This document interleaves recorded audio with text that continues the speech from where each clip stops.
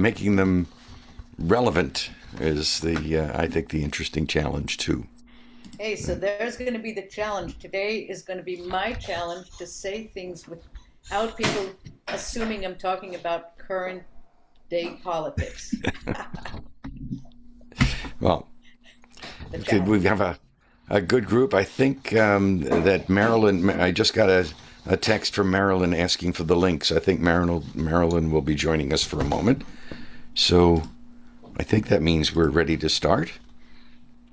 So we have two parashot, a double, often read together, and they both deal with purification, from uncleanness to cleanness, a divide between the good or the holy or the clean, and the bad or profane or unclean. The first parsha, Tazria, details instructions concerning childbirth and sacrifices to be made by the new mom, a lamb and as an olah, or burnt offering, and a dove as a chatat, or sin or purity offering. But if those are beyond her means, she can bring two doves. Los Angeles-based artist and educator Ray Antonoff features those birds in her image for Tazria, showing a woman bringing all she could afford to the temple, a reminder, the artist says, of the consideration for socioeconomic differences that she finds throughout the Torah. Other temple petitioners await their turn in the courtyard below, surrounded by the hills of Jerusalem and the temple wall.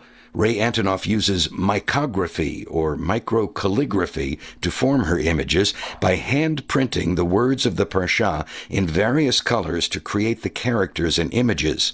In addition to her art, Ray is also founder and director of JLearn Hub, which she describes as an online marketplace for Jewish educational materials, and she is education director at LA's Bet Chaim Chadashim, which calls itself the world's first synagogue by and for gay and lesbian Jews.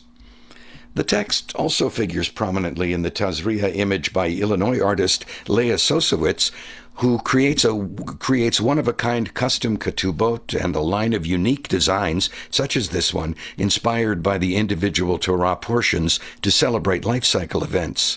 Using paper cuts and gilding, Leah Sosowitz shows the mother and child at the entrance to the tent of the meeting, and on her arm, a pair of doves to be offered.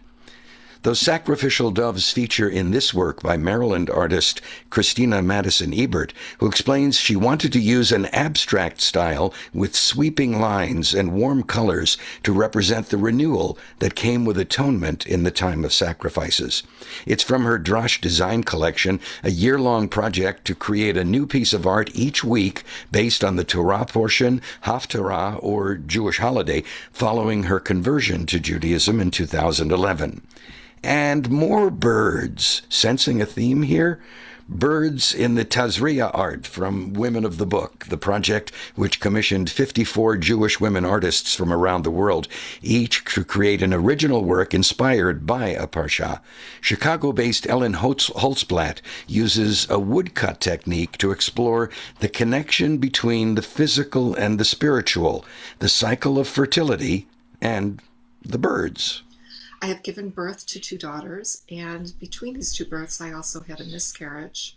Life for a woman, life and death are channeled through the body. Menstruation, birth, miscarriage, and menopause, and I have experienced all of these. My visual midrash of Tazria is a woodcut print. In the woodcut, there are depicted 7 doves and pigeons, like the days of creation. The birds are very meaningful to me. I have my own birds, in that they also because they live in the earth, they live in the sky, they live in the sea. They evoke humanity's deepest fears and aspirations. Birds symbolize the angel, the messenger, the guide. They herald life and death, no less. In the woodcut, there is an infant lying in a watery bed following her birth. The image of this infant is of my firstborn daughter. And in this way, the midrash becomes not just universal, exploring human conception as a reflection of divine creation, but it is also about my own personal journey of becoming a mother. Conception and birth have at times felt very tenuous and mysterious to me. All of these processes, conception, gestation, birth, echo the divine act of creation. Man and woman, we all begin here. That's Ellen Holtzblatt from Women of the Book. The purification procedures described in Tazria-Metzora also include bathing in water, and the mikveh, or ritual bath, is the theme picked by Swiss-born Karen Foreman, who now lives and works in the Northern California city of Santa Rosa. She works in a variety of media, from photography and digital art to classical painting. Her award-winning nature photographs also feature in this image, with fresh blossoms of spring surrounding the purification bath. But wait, no birds?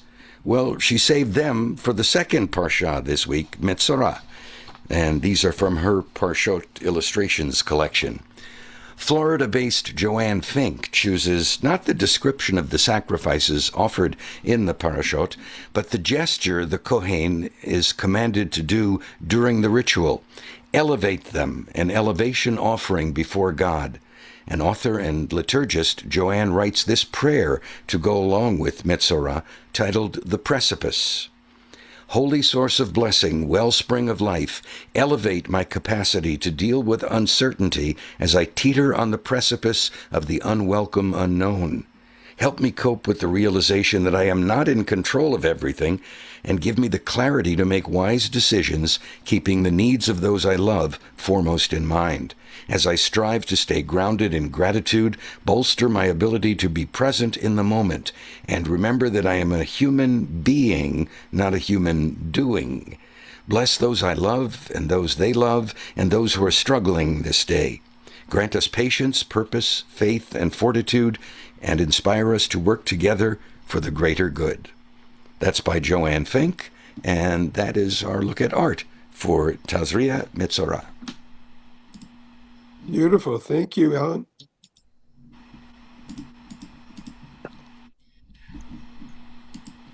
Sometimes I feel... that, the video of the artist with the bird. When you showed it last year, I kept thinking, oh my God, there's a bird stuck in one of our windows here. It's too loud to be just on the outside looking around. Yeah. That's one of the challenges is there are so many repeats, and I don't want to feel like we're doing reruns, but there's usually something fresh to be found. So oh yeah, even for me who's seen it before, there's something fresh to be found. This year, the image of birds spanning the various planes where humans can't be was very strong in her imagery to me this year. I got a. Can you hear me? Yes. Yeah, yes. Okay. Well, I got a pigeon and a dove stuck in my house yesterday. So it's the same thing. You take them outside and you throw them in the air. Did you say you had a pigeon? No. Oh, good. I did see a pigeon in Kona once, down. But they're rare here. Yeah. But the doves, they're not. They're everywhere, including else. Yeah, it is sometimes startling when we go over to Honolulu and see real pigeons, because they're heftier. They're so much heftier, and that's why we haven't seen them in Kona. People eat them. I have seen pigeons in Hilo at Liliuokalani Park, which I was surprised about.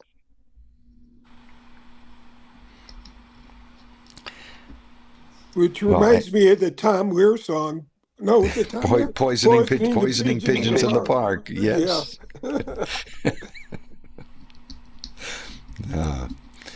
Well, I guess as Aviva, as you always say, our list doesn't get any shorter for the and I think after last night made me realize that I've not remembered people in our community as well as I should have, just being so far away. So I want to start with mentioning Mike Bernstone.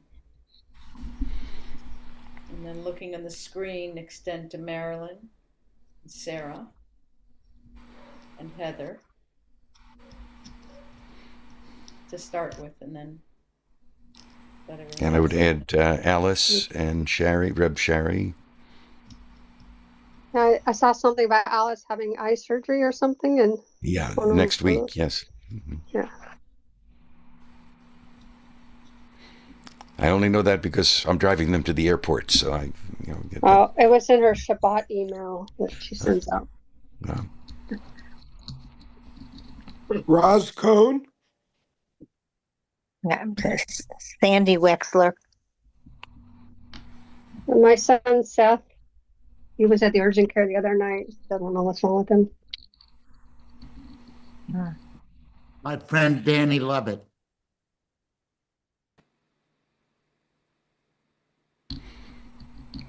And my sister, Raina Lightdale, and my brother, Dr. Charles Lightdale. Ben Plout.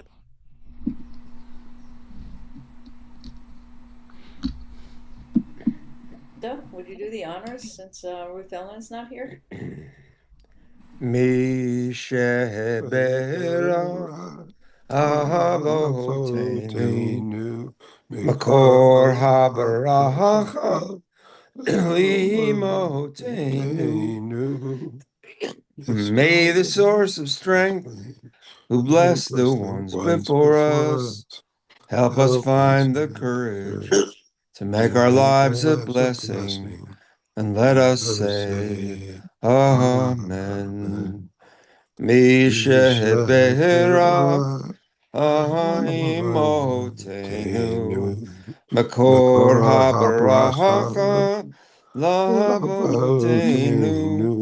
May those in need of healing with refuah shlema, the renewal of body, the renewal of spirit, and let us say, Amen. Amen. Amen. Thank you. I always think that Debbie Friedman was inspired by parashot such as these we're reading by including the renewal of body and renewal of spirit in her song that's become the iconic Misha Berach in a lot of congregations. And do people know that she struggled with a debilitating health condition for years? And died young. And died young.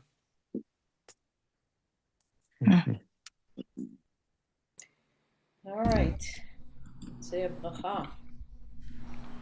Baruch atah Adonai Eloheinu melech ha'olam asher kitshana v'tzivanu v'asot divrei Torah.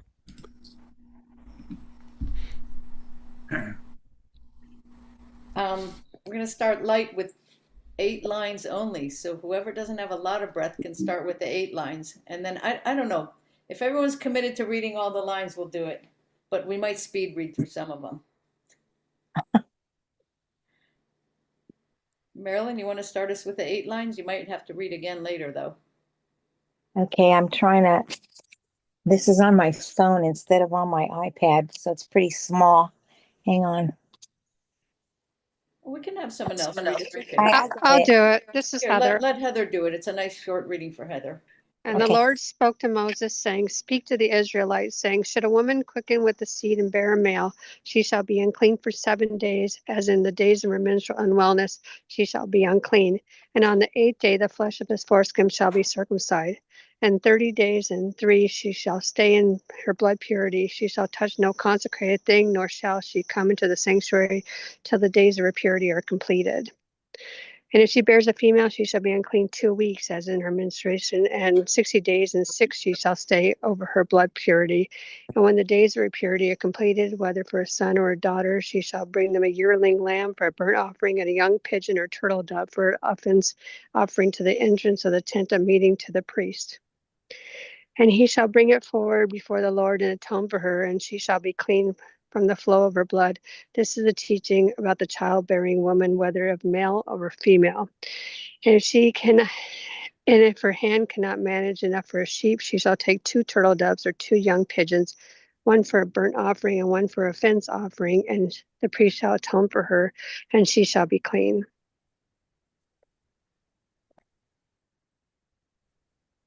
I can spend the next 2 hours just on those 8 lines. So let's start with the name of the parasha, Tazria. It comes from the word seed. And there's a very strong image here that the idea that the continuation of humanity is a seed that is born by a woman.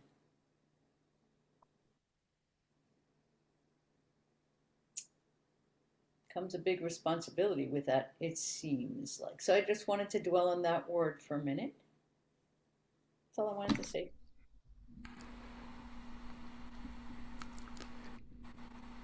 Well, I found it curious on this reading that the specific instructions are for when having a male, having a boy, but there's sort of kind of a little toss-off later on that's both for a boy and a girl, but it doesn't say have the same restrictions or the same timing if having given birth to a daughter. And I wonder about that difference. Can I chime in here?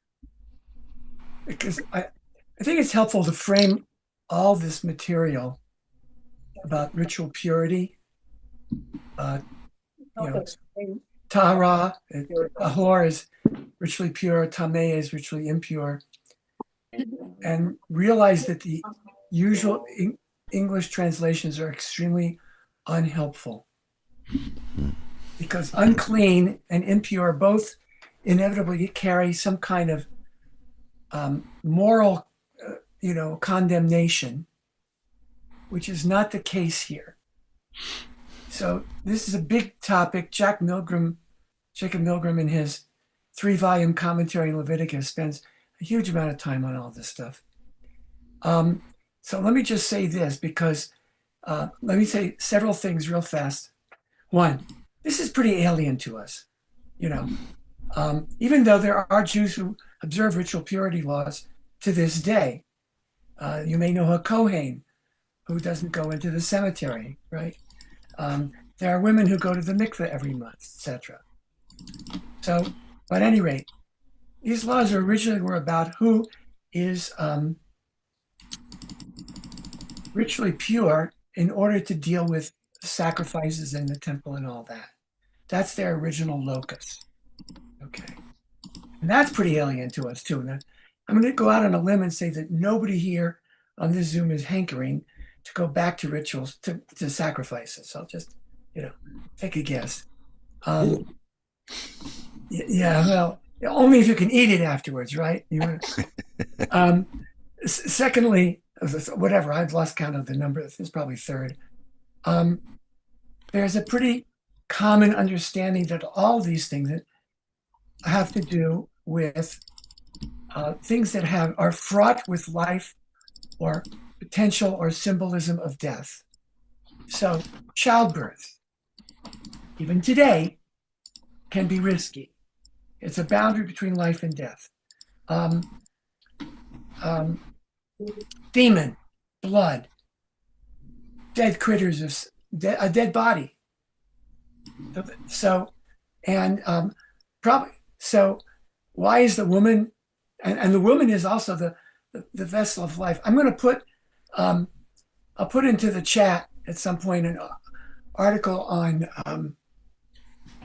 I hope you all know this wonderful website, My Jewish Learning, by Rabbi Lauren Birkin, which has some useful stuff about specifically this part.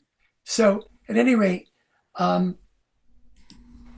the last thing I'll say, and if you want me to, I can give you some examples later, is the rabbis took these parts of the Torah as kind of a challenge to find meaning. So there's a huge amount of midrash around these parshiot. And also there's an attempt to find some kind of ethical teaching. The one you probably know from previous years is that tzara'at, the skin disease, was a punishment for what? Who knows? Lashon hara. Lashon hara. Yeah. Which is certainly a drash, right? So I can share stuff when we get there if you want. So anyway, I think it might be useful, since I'm on this one, give some context for all this, because I think as modern people, our first reaction, and a first-time reaction to this is, "Bleh," and also that it's degrading to women while we're at it. So, at any rate, which it was not. Right. And actually, so now this year I have the women's commentary. So I've been getting a lot of really good, it's the same translation, it's a JPS translation, but the commentary is not general commentary. It's only specifically as it pertains to the women's aspect. So I've definitely learned a lot, but I have to say, last week we were in Parashat Shmini, right? Yeah. And we did actually tackle this idea of what tameh and tahor are not dirty or clean and unclean, that they are in the ritual realm. They mean something very different. And and then also I was going to also open with this idea of it's about life, the blood, the whole thing about women and blood and the female born versus the male born and the amount of time needed for purity, all that, it is about the life force that is in the blood. And it's not, in some commentary, but that makes it easier to not think of it as a negative, that women are somehow negated in some way or seen as more impure, or, put it in a light that says women, and that's why the connection to this first word, to the name of the parasha, is the life force somehow passes on forward. The idea of hope in the world, the idea of continuity, it does have a place in protecting the sanctity of the idea of what comes through in the blood. That's the continuity of humanity. We can look at it negatively, but you can just turn the whole thing around and put a very different context to it.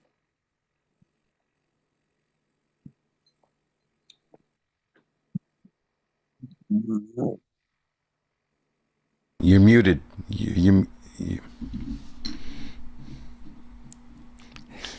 One more time. We should have a little card that comes up. You're muted. No, I muted myself because the chimes are making noise, and Aviva likes to tie him down, and I want to hear him during Torah study. So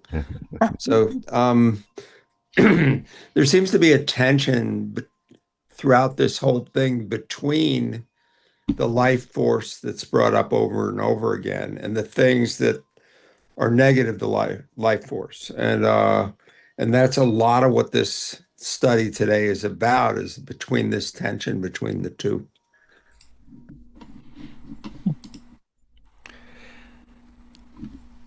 I remember asking this before, but I'm still puzzled by it when we read this. The two offerings, there's one burnt offering, and it doesn't really explain what the purpose of that is, but then the other is a sin or offense offering. And to somebody who's just given birth, I don't understand what the sin or the offense is. And it seems my understanding, at least, of what we had before about these offerings were they were for the entire community. But in this case, it's specifically the new mother who is presenting the sacrifice to be given on her behalf, or maybe her child's behalf. But the sin offering, I don't know how it could be for the child, because the child has not committed any sins yet. And the mother has just committed a blessing by giving birth. So it seems odd to have that classification of the reason for the one of the two doves. Again, I go back to what Rabbi Danny said, that we're not, first of all, it's about ritual purity and the ability to enter or to perform certain duties. It's not about the person being unclean. So tameh and tahor is not about personal cleanliness, uncleanliness, whether in the body or the mind. And I really do like this explanation. As Danny said, there's a place, these really important notions of the certain times that are the interaction between life and death. And birth is one of them. There are only two ways it can go. life or death, and both are possibilities. And so at the time Aren't of you life, the one who always doesn't like to talk about binaries? right? Well, there's the whole other thing, like we were talking about last night. At the time of birth, the people involved in the birth can make a difference in the life of the child and therefore the life of the whole family by whatever, elevating themselves to the position that they shouldn't elevate themselves to, whatever, right? That's a whole different discussion. But that point in life, not all life events are that significant. At the time of birth, there's a possibility of death. It is the notion of birth without the possibility of death does not exist, even in today's times. It's not a given. A And high possibility. I mean, it's not casual, it's high if things aren't done properly. yeah, and then again, and this is back to what Alan is saying, and then to tie the outcome to some notion that a person may have caused it by erring in their ways or something, whether it's a thought or an action, that's the thing that we as humans put onto it. And that'll go back to the next parasha we're going to read, and about what comes out of your mouth, that can, so the inevitability of life or death at the time of birth is a given. We as humans have not made that a given, that all pregnancies result in a live birth. The odds are better. So again, we don't confuse the idea of the term tameh and tahor with personal dirt of the body or the mind. But I don't know. I would love an explanation of the sin offering as well. I mean, I don't want to call on Danny all the time, but go for it. Well, it's not. First of all, I yield to anybody else who wants to speak first. Yehuda. Muted. Okay. We do notice that, later in this, in our portions today, we go into Yom Kippur. So it's really the setup for that. And even if we don't know exactly what the sin offering is, we are asked to evaluate the whole nature of sin and to basically to take it on. And so much of, Alan last night referred to these portions as the ick portions, versus the couple weeks ago we had Jewish barbecue. We have, the Jews cover it all. And it's okay to do a whole thing on the ick. What was that? No, go ahead. Somebody was unmuted. I see. Okay. Okay, Danny, go for it. So I'm looking at the Eitz Chaim, which is the chumash that's used in conservative synagogues and maybe others. So the way this is set up is, I don't know if you can see, there's two kinds of commentary. Above the line is what's called the pshat, the contextual meaning, and below the line is the drash. The pshat is really a condensation of the JPS Torah commentary, which is 5 volumes. And the Vayikra Rabbah, I have my glasses off so I can read this, that's why. The Vayikra volume commentary was done by Baruch Levine, who is the other great expert on Vayikra besides Jacob Milgram, okay? And this is what he writes.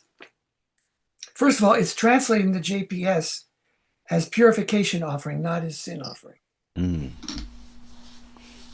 It's brief. The Hebrew chatat needed here solely to remove impurity.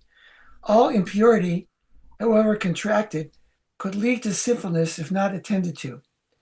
And a failure to deal properly with impurity aroused God's anger. The purification offering restored to the person the right of access to the sanctuary. And the burnt offering that followed immediately symbolized this renewed acceptability. That's why they're in that order. So Yehuda, yes, I mean, Yom Kippur does figure in that because without being purified, couldn't go anywhere near the sanctuary when it was particularly important on Yom Kippur. So that's something anyway.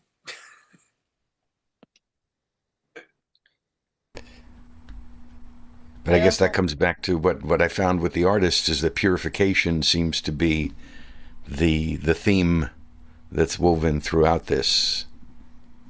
As hard as it is for us to look at you, when you mentioned, Aviva, that that not every childbirth it leads to a living child, or for that matter, a living mother.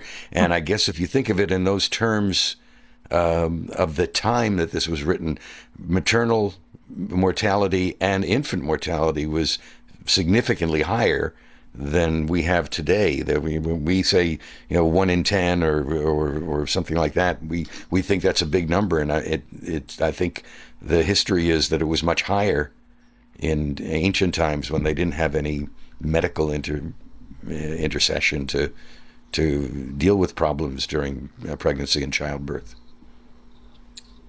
Can I add something? Go ahead.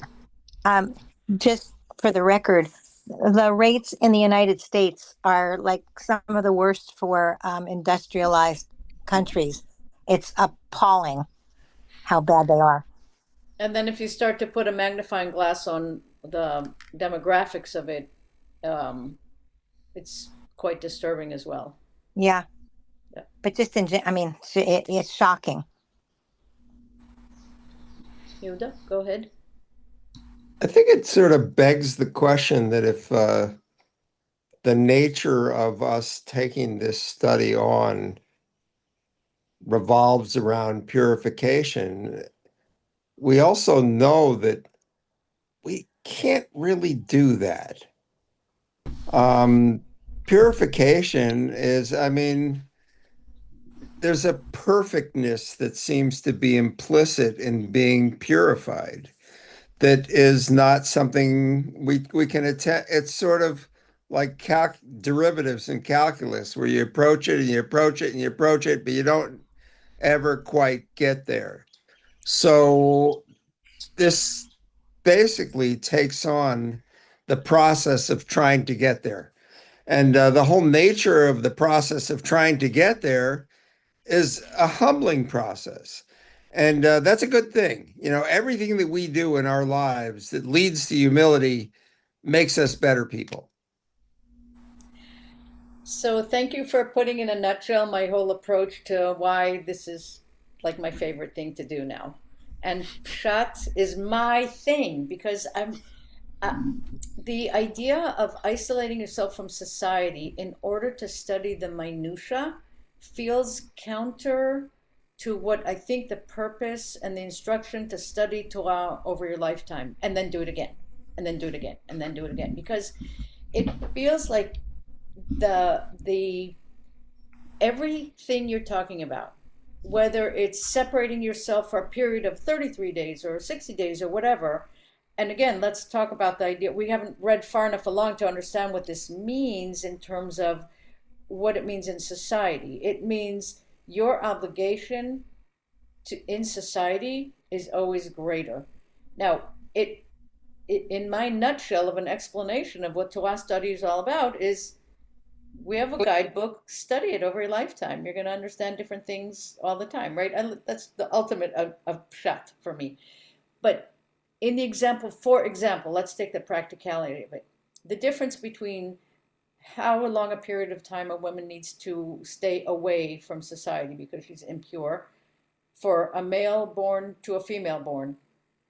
Let's just look at the possible practicality of it. If we start with the idea that the seed, the future of humankind, is carried through the woman. Male is present at some little point, but if something happens to the male, human seed can still continue to the next generation. So how much more does that next generation female need to be nurtured and protected in order to be able to carry that forth? I mean, that's a simplicity that stands out to me, we can look at it that way, and then I can put a positive spin on it. I can do whatever I want with it, but I definitely will never put the spin on the idea that humans in themselves are dirty in any condition that they have no control of. They can become dirty by thoughts or deeds, but a pure existence that has to do with dirt, that is not a Jewish concept to me. And also put into that, I'm jumping, but put into that the idea that when we're talking about the actual offerings in the Mishkan or in the sanctuary, well, we don't actually have a temple to do that in anymore. And I think that that's very important. I think that eventually people took on the importance of the offerings beyond their obligations to other humans. And that just, that's a bigger sin.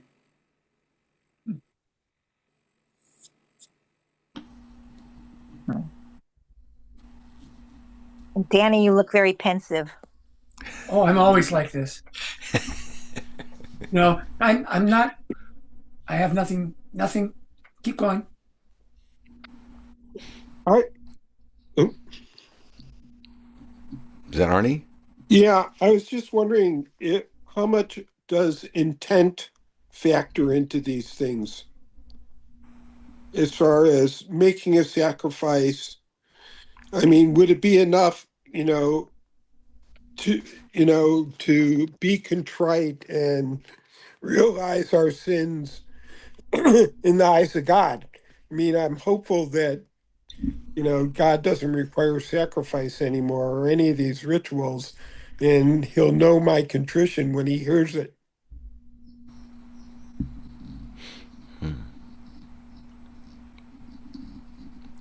I'm still, after all these years, having trouble with this concept of doing something for a being or a presence that we can't actually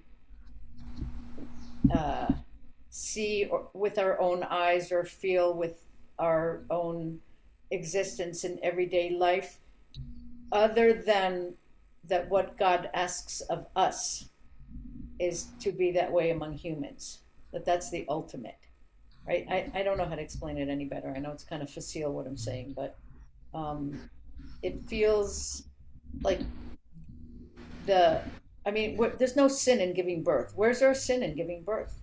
There's no sin in it.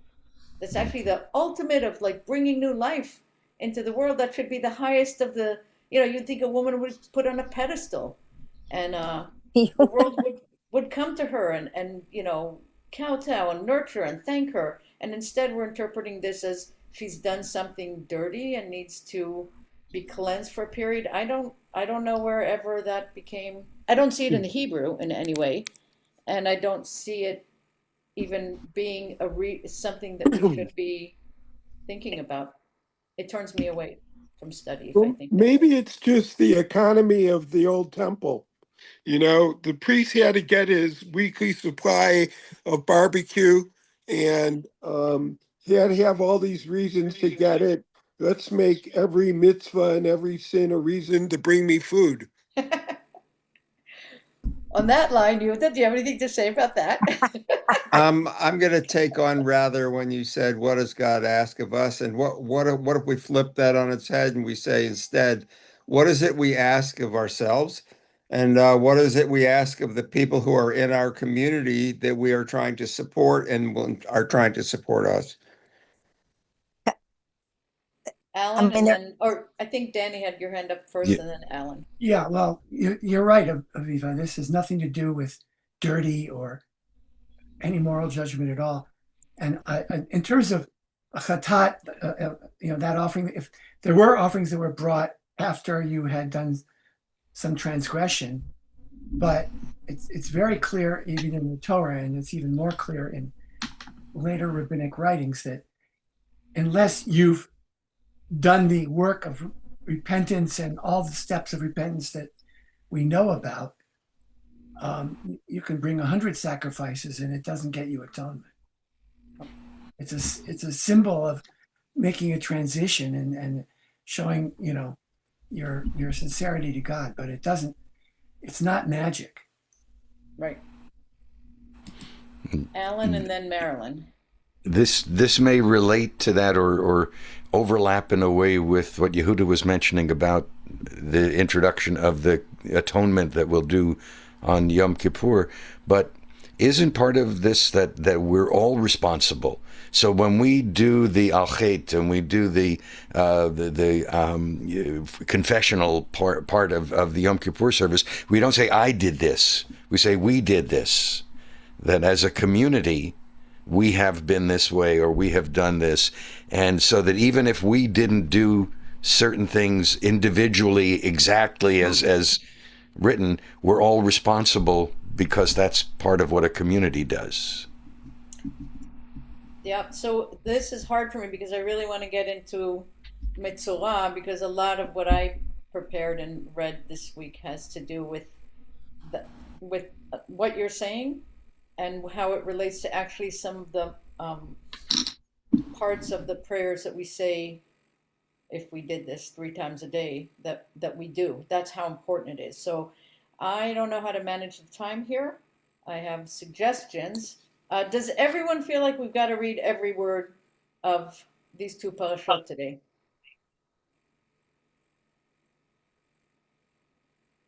I didn't read it in advance, so it's hard to say. All right. I don't feel like we need to, because I think there is really good discussion and really timely ways to think about what we read in Metzora. And I really value having Craig here today, because I think we will get into some issues that I think you'll have a lot to enlighten us with.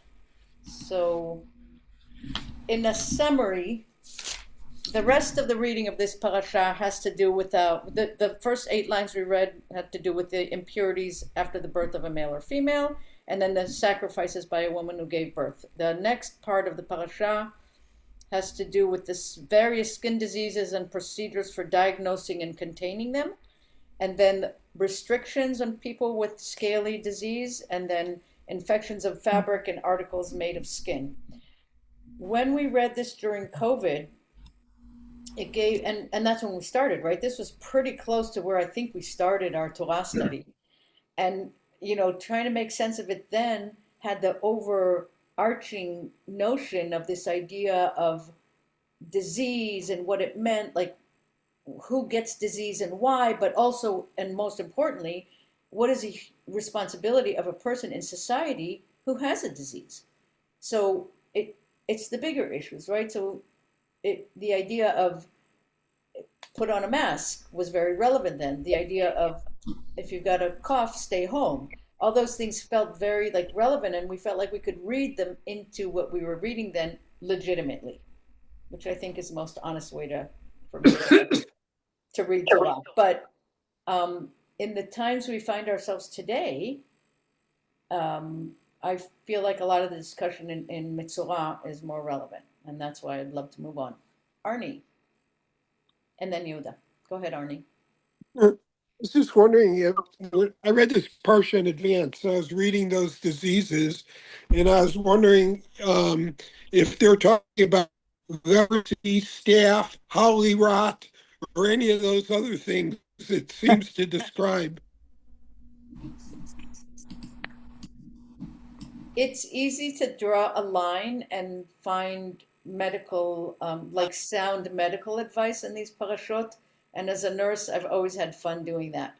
But even if you can, to me, the idea of awareness of your place among other people is the more important thing. And then awareness of your place in relation to God is the other most important thing. So those are the 2 things. It's not, Maimonides was a physician, right? So we know that people have always looked at these things in that scientific way as well. And scientifically we can justify, but what does it mean in terms of you being a person?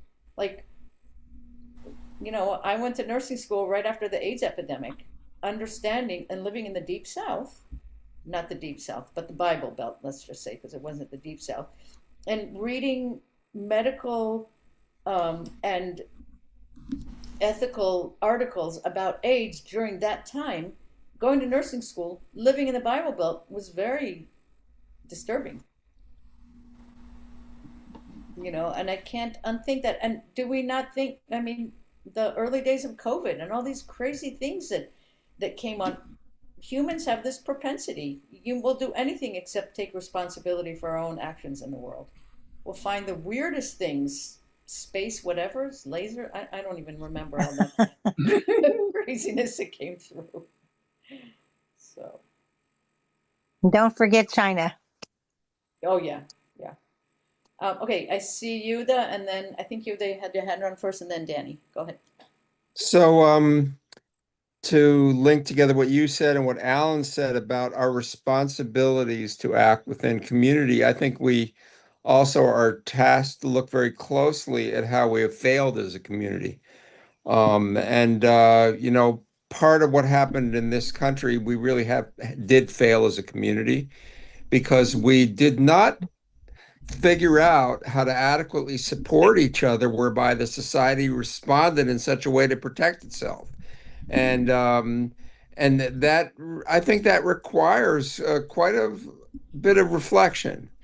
And I think that's sort of, if you draw back to, you know, how this parsha is set up as well, I think that that's what's required within this parsha too, is to how to do a deep dive on our own personal reflective practice that makes sure that we protect all of each other in community. Danny? By the way, I just got freaked out. I've never seen this before. When I raised my hand, I guess the AI or something raised the yellow hand for me. It saw the hand. I know. Okay. But was it doing this? No, that it would not recognize. Like this. All righty. I'm going to respond to Yehuda first, but then I'll say what I intended to say. I think that the response in to the restrictions of the pandemic from so many people was exactly a result of a refusal to set aside their individualism in favor of the needs of the community, because we all know that you wore a mask not so much for yourself, but to protect other people. And so many people just weren't having it. You can't tell me what to do, you know, blah, blah, blah, blah, blah.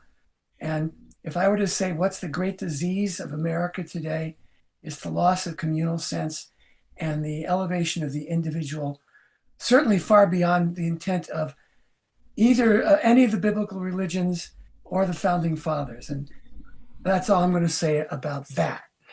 So back to Tzara'at, and I'm going to use the Hebrew name because it ain't leprosy. You know, they call it a skull in the revised JPS. There's no known disease that afflicts people, cloth, leather, and houses. This is something else. And the separation is not because of contagion. What's the context here? The context here is purity. So it's got something to do with purity. And later on, there are all kinds of interpretations, you know, gossip is a kind of a hidden sin, so that God makes it manifest, whatever.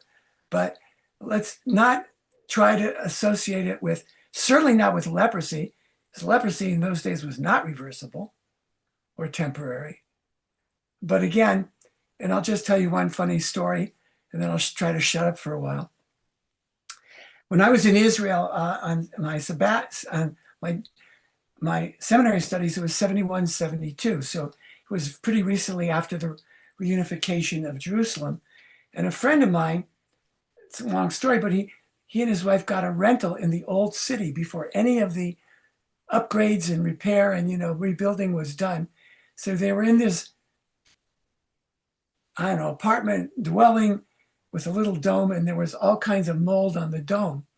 So I just gave him an utz. I said, hey, look, you've got Sarad on your house, you're going to have to move out.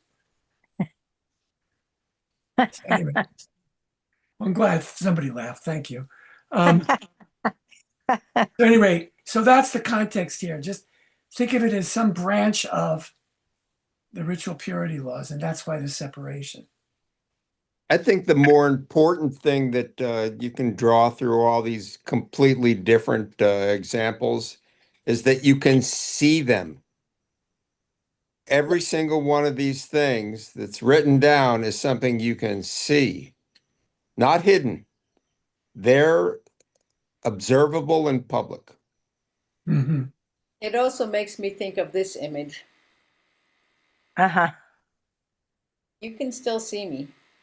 So you could hide behind your house and your tall walls, and you know, we're jumping the gun. So let's just put it out there. The idea of the linking the idea of lashon hara and tzara'at. I forget how does the I forget how the letters fit together to make it lashon hara. Motzi Shemra. Oh, thank you. Motzi Shemra. Right. So the tzad, that if you combine a couple of root words, you can magically stir the pot and come up with that. I love that. We get to do that.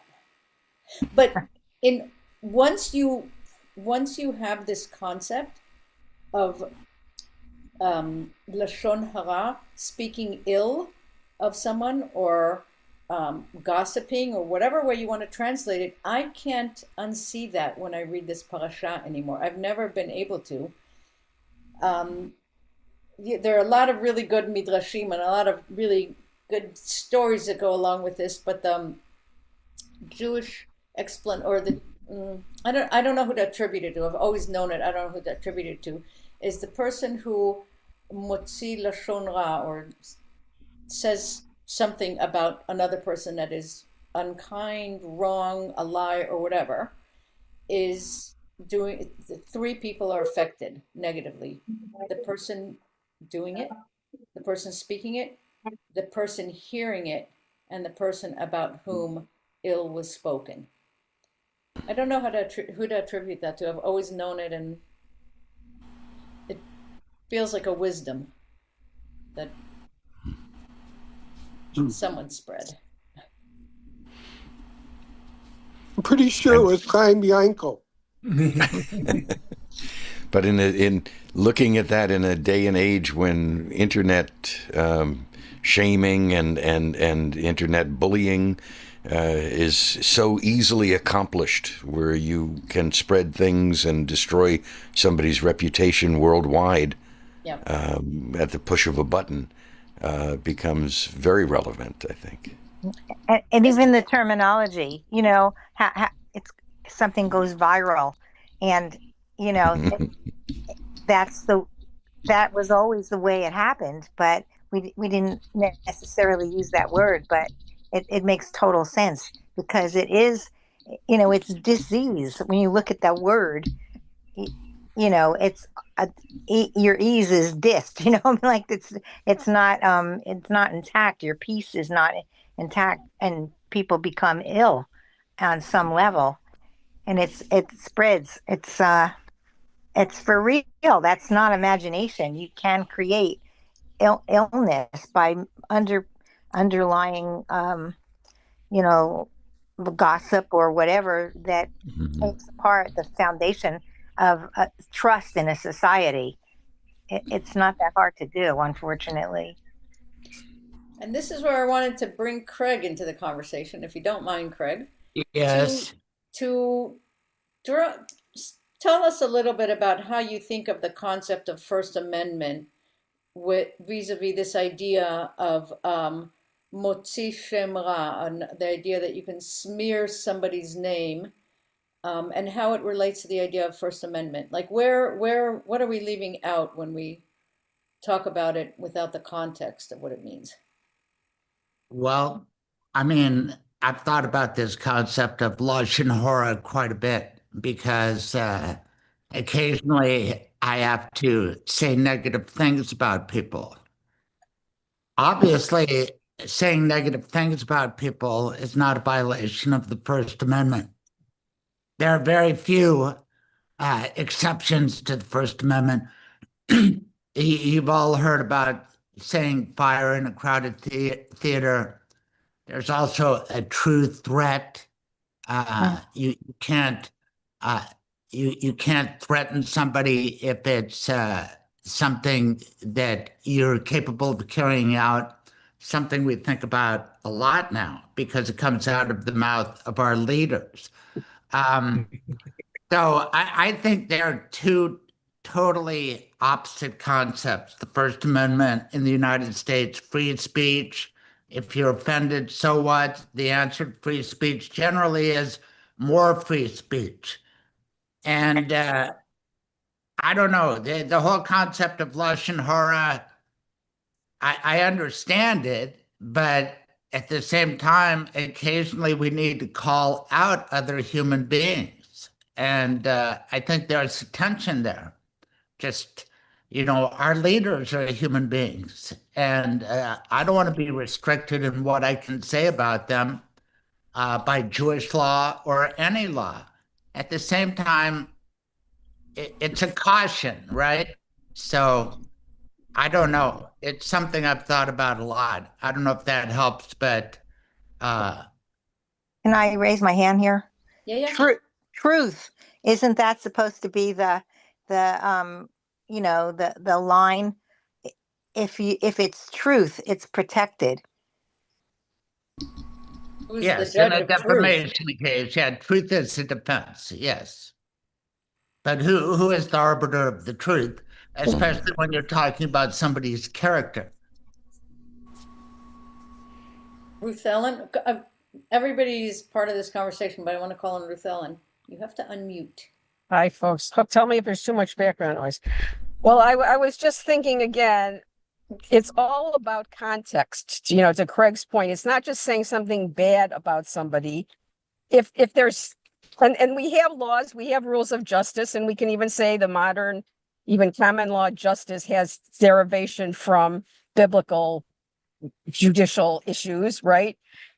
It's what's wrong is saying it maliciously or it not being true or just to stir the pot, as they used to say, not to point out evil or point out injustice.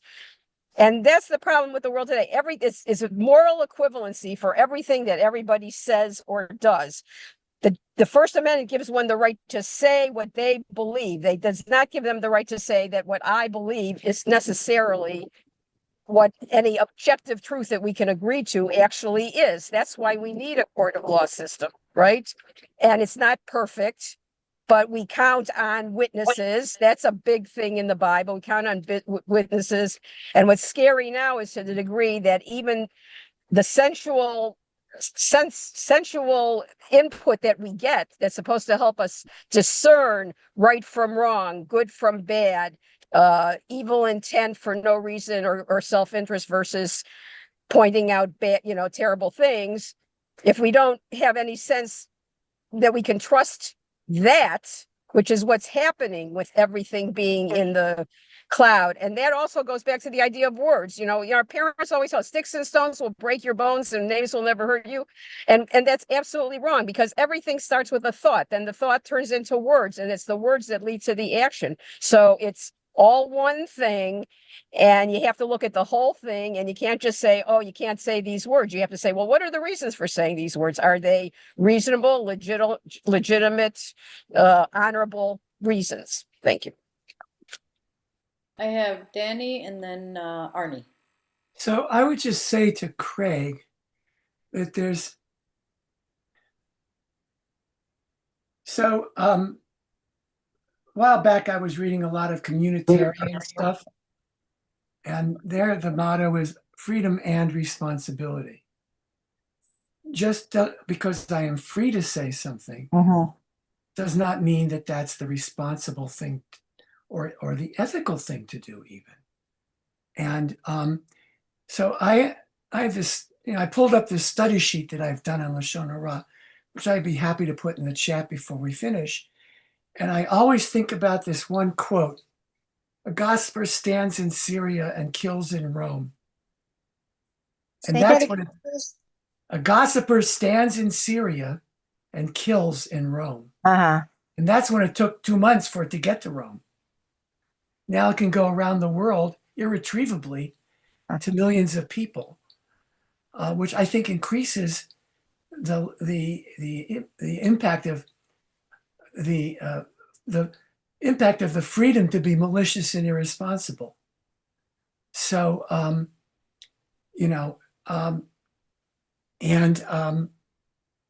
trying to track down that quote. Maimonides references it, about the three people.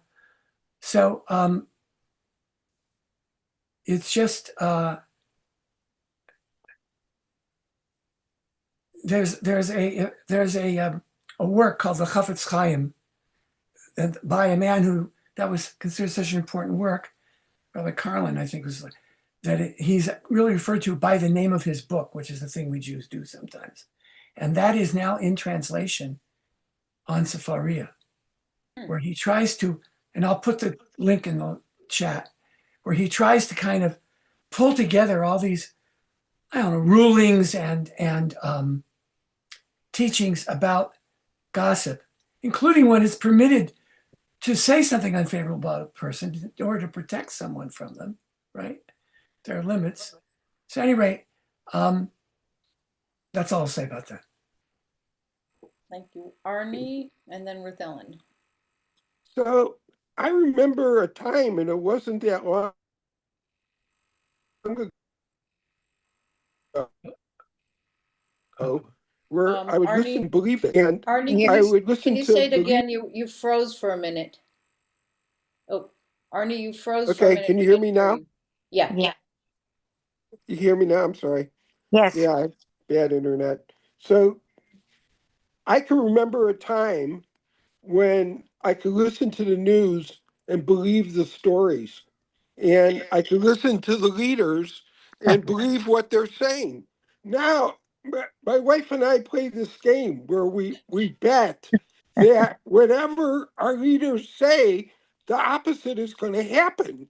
Exactly. The whole Iran war scenario as it's unfolding, if, if our peerless leader says one thing, the next day it's absolutely the opposite way. I mean, do you guys remember Superman comic books where they had the bizarro world where everything is the opposite? I mean, that's what it's like. Yeah. We need Walter Cronkite back. Absolutely. Yeah. And the thing is that our generation remembers that, but the current generation has not even had that in their midst.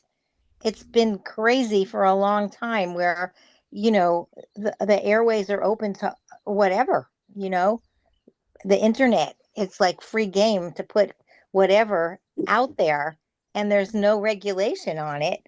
Well, I'm not saying it should be regulated. I'm just saying as a fact that anything can be said without a standard. Well, there used to be responsibility in leadership positions, people took it seriously. Yeah.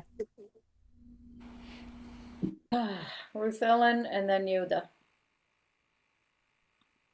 I also want to tie in with Rabbi Pressman talked about, which is the idea of purity, and these are purification rituals. And again, I go back to this. It was in last week's parsha, I think. Be thou holy as I am holy. If we are supposed to emulate how Hashem would act, you can't be holy if you're not pure, if you're down in the dregs of your dealing with jealousies and your bodily functions and on and on and on. Even when you said, what's evil about childbirth? Well, we can, to some degree, at least, metaphorically, go back to the whole idea of the Garden of Eden and why childbirth had to be painful in the first place, And every time we disobeyed Hashem in one way or the other, we are pulling ourselves back one concentric circle from that communion we want with Hashem, and also to be like Hashem. And since we are mortal, and why do we do what we do, to Arnie's point and everything, these are the rules. We seem to need the rules because we don't have the self-discipline to act that way on our own, and that's human nature, and that goes beyond Israel. And again, one can say the Abrahamic religions or whatever, their contribution was sort of codifying this mode of behavior to be able to live and thrive as a species on this earth, So it really goes back to a lot of primal things. And from the modern context, a lot of it looks silly or unnecessary. But what we're saying here and we're seeing in our time is that the sins of the mouth may well be worse, short of maybe murder, and rape. The sins of the mouth can be more deadly vis-a-vis the Rome Syracuse the Syria story, etc. Okay. Yehuda? When we were growing up, then we had Walter Cronkite, et cetera, et cetera. One of the things we also had was a real limitation on how information was presented to us. There were 3 channels for the most part. We all watched the same television shows and had conversations around the cooler about that. And, one of the wonderful things about studying Torah is that we can still have all the ick that's in the world here while we study. And it's right here the same year to year to year to year. And it's actually a solution for dealing with the siloed information that's in the greater society where you seek what you agree with. And that's what reinforces, who you are and how you act, et cetera, which is not the shared conversation. The shared conversation is the important part.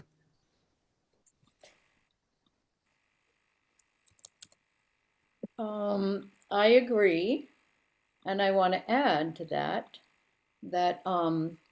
the idea of laws having to come in where morality fails is very important. As it pertains to the First Amendment, there is no question that the idea that humans are still responsible for what comes out of their mouth. If the intention of what comes out of your mouth is a bad intention, it will show in the walls of your house. I mean, it's so harmful that the idea of what happens unintentionally, all the unintended consequences are very I can read them. I can do a math thing and see where in the Torah the amount of time that you have to spend outside the camp for this kind of thing versus this kind of thing, and what it takes to be able to become part of the community again. That's how I read it. I read it, and I know that I'm making it.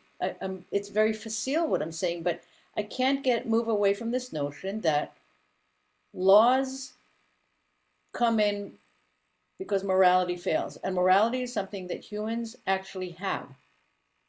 A sense of morality is not something that can only be taught. I think it's something inherent, and I think that it can be muddled. And woe to us as a society if we do not partake of the simplicity of it when we raise our next generations. There is a simplicity. In every action, do you say to yourself, how is this going to affect someone else? How's it going to affect how people look at me? How is it, the whole range of it is available for us to contemplate. And I think it's pure laziness and fear that leads us away from that responsibility. It's the ultimate of human responsibilities. Is it laziness and fear, or is it rather a loss of the skill set that goes with having conversations?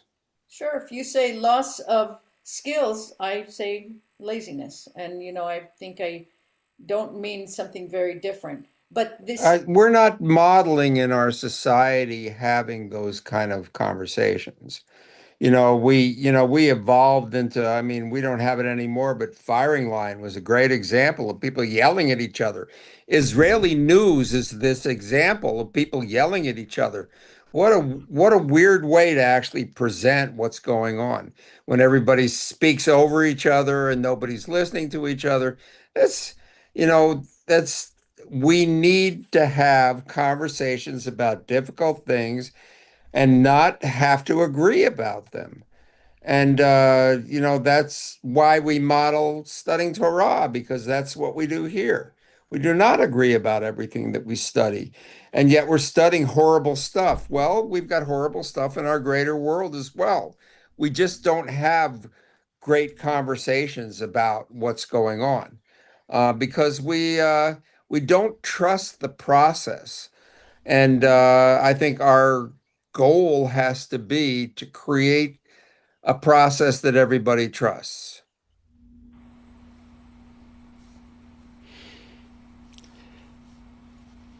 In Go ahead. Sorry. in talking about this concept of evil speech of lashon hara, I keep hearing echoes of the old nursery rhyme version of "sticks and stones may break my bones, but names will never hurt me," and seems like it runs counter to that, saying that words can do harm, and that you must, as you were saying, Aviva, what comes out of your mouth it has to be in a responsible way, has to be treated in a responsible way. And I think that it's puzzling. The first question that you asked Craig about how the First Amendment figures into this, and the amendments, the Bill of Rights, the First Amendment of the Constitution was written at a time when there were two ways you could get your opinion heard. One was standing up on a box in a park and calling it out, and the other was getting it printed somewhere, and then maybe months later it would wind up in another city because somebody took it by horseback there, instead of today when it goes instantly. And so it brings to my mind, what is there a line that free speech crosses into libel? Because you can say, say things that you may not think are harmful, but they truly are. This morning I've been following. Oh, I'm sorry, with Ellen. You were responding to Alan. Go ahead. You're muted.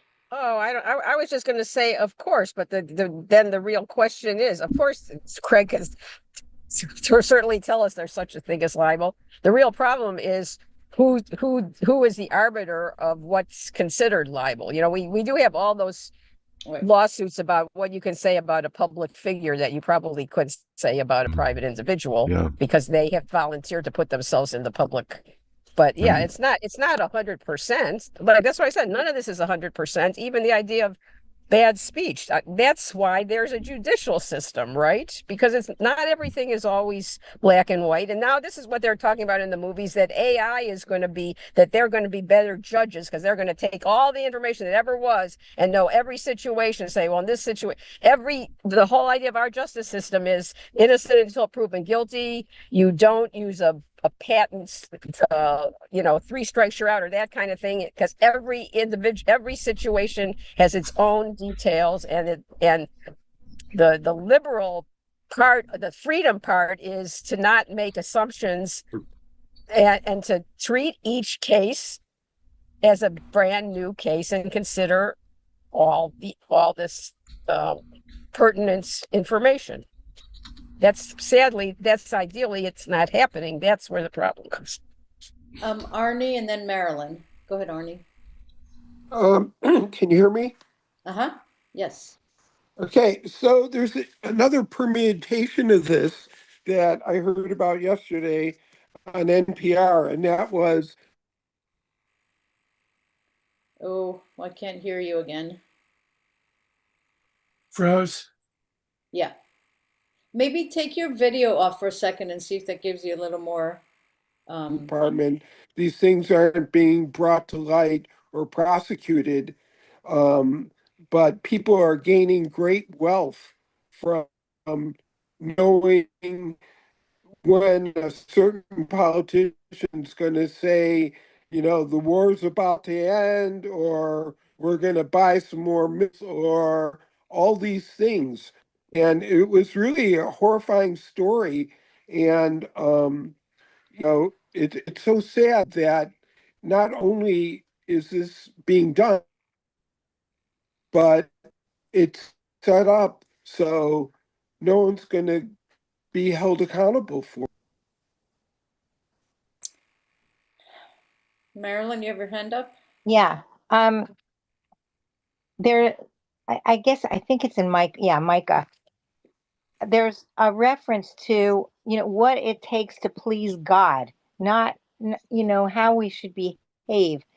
And it's three simple things. I've seen it written on the words when you walk in a synagogue, often it's on the wall when you can see it when you first come in. That we act justly, that we love mercy, and walk humbly. And so if you do those things, like if you seek to be just before God and have a love for mercy instead of retaliation and retribution, but instead mercy, and walk humbly, knowing that but for the grace of God, we would be doing the same thing or are doing the same thing, then our attitudes towards one another and the way we behave are tempered in a way that, supports a society. And I think that that's what's called for in order to be able to, to live in close quarters, which our quarters are close because of the way we can communicate instantaneously across a system that, can have grave consequences in a matter of moments, like it's important that we try not to be offensive, that we think about these things. It's just three things: act justly, love mercy, walk humbly. Like it's not huge and it's not complicated, but it exacts everything you got. I read this morning, I just always cruise the headlines to see if there's anything I should know about before we delve into this. So I guess we all read about this. I think his first name is Justin Fairfax from Virginia, who just recently apparently killed his wife and then himself.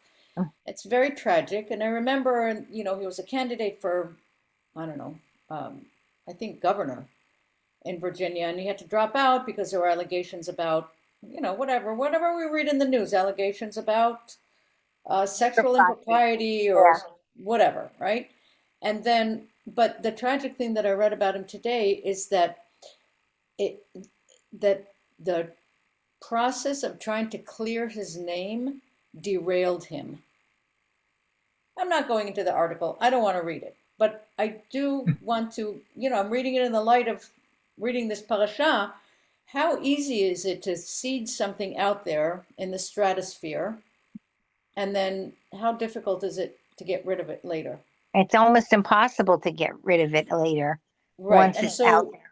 so that is something that and the reason I wanted to bring the First Amendment into this, it's the intention behind.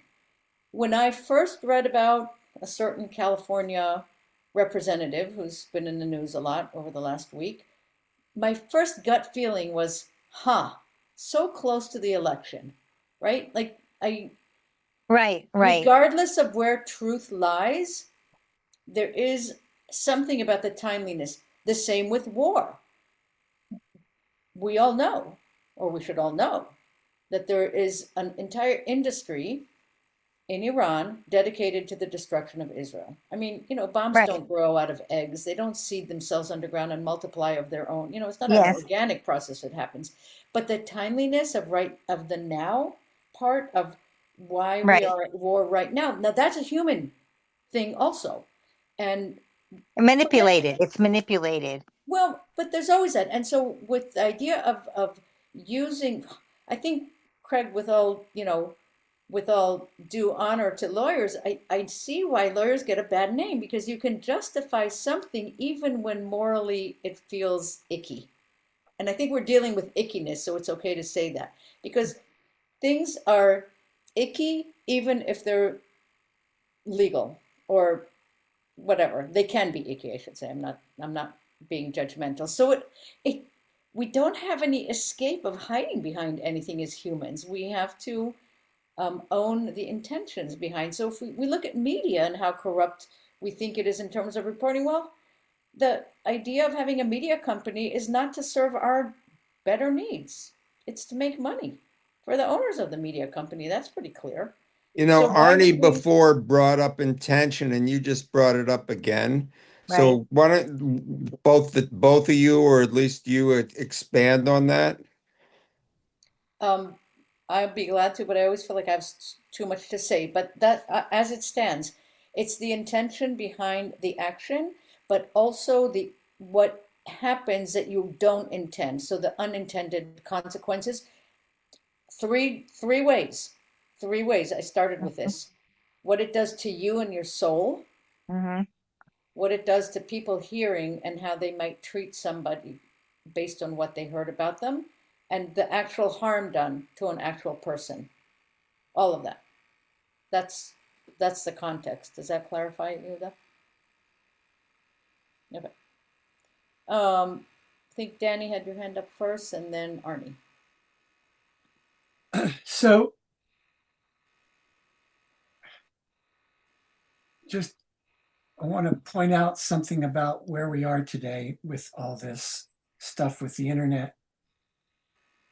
There is bad intention. Bad intention is Alex Jones, who has to come up with $1 billion because he was so transparent, so obvious that he actually got convicted, etc. Or maybe it was a civil suit. Bad intention is doxing someone.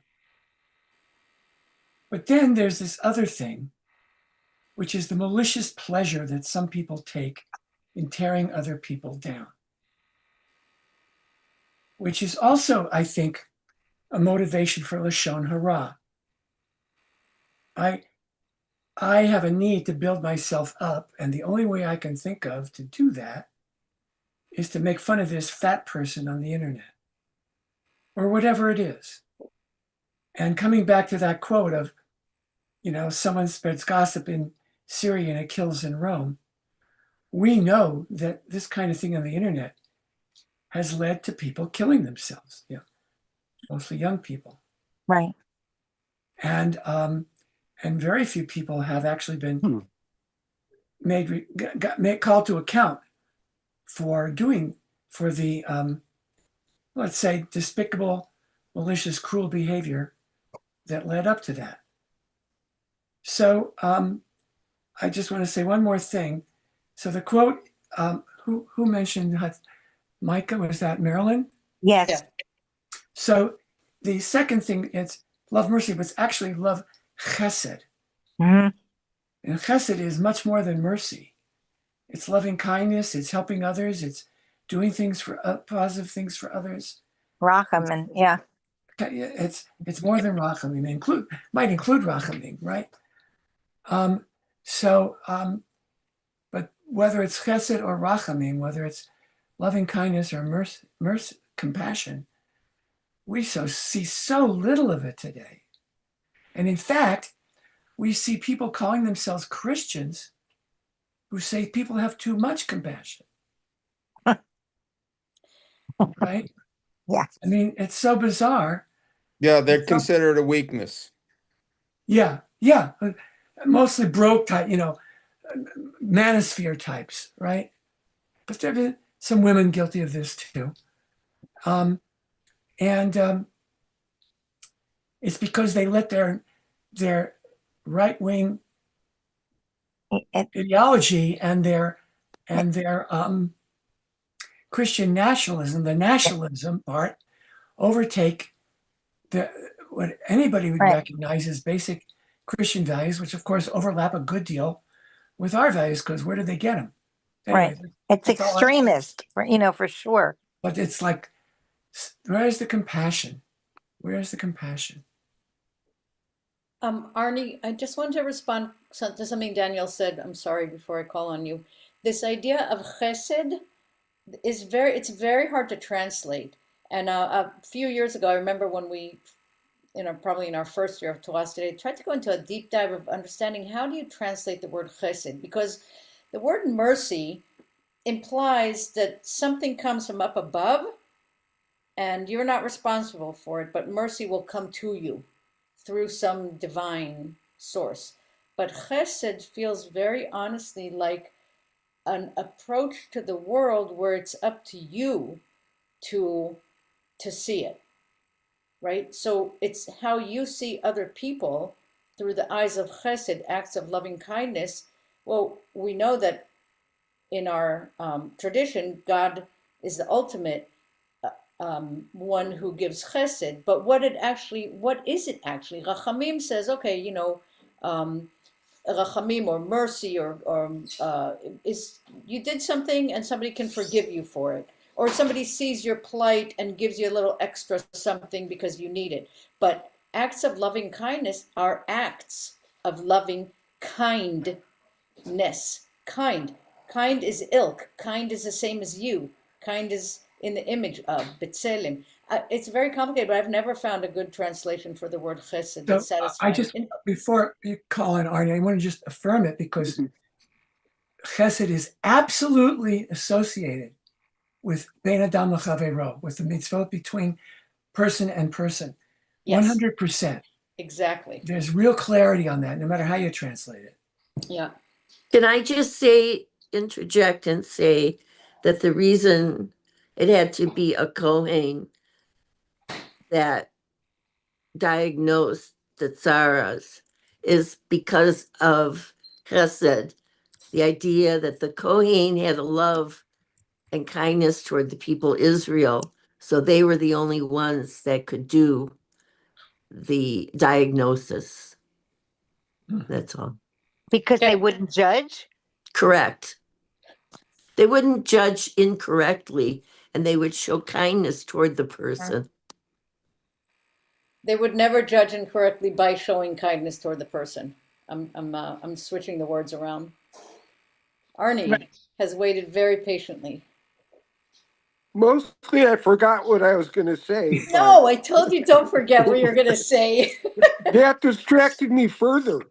So, no, I started out, I had two thoughts. I can remember part of one of them, which was that how manipulative the media is in controlling our minds. And they're only doing it for money, of course. The more clicks, the more ads, the more everything. But what seems to stimulate our primitive Neanderthal brains the most, is what they seem to go for. So the more salacious the story is, the more clicks it gets. And you were talking about how that guy committed suicide and stuff. Those kinds of stories are so self-destructive because they're a cycle within themselves causing this guy to kill himself. Just the whole shame of all these stories coming out, even if he was guilty or innocent, doesn't make any difference. You can't, it's an addictive thing, and they've made the media so attractive and our devices so attractive. It's hard to put them down. So I think it's been amplified in our generation more than in any other generation. And that's why, I try to look at things and see if what's behind what they're saying. Is there any chance it's true? Is there any chance, we can benefit from it? It kind of an editing when I go through all this news because I want to be informed. Yeah. It's just, you don't want to just turn it off and become a Luddite, but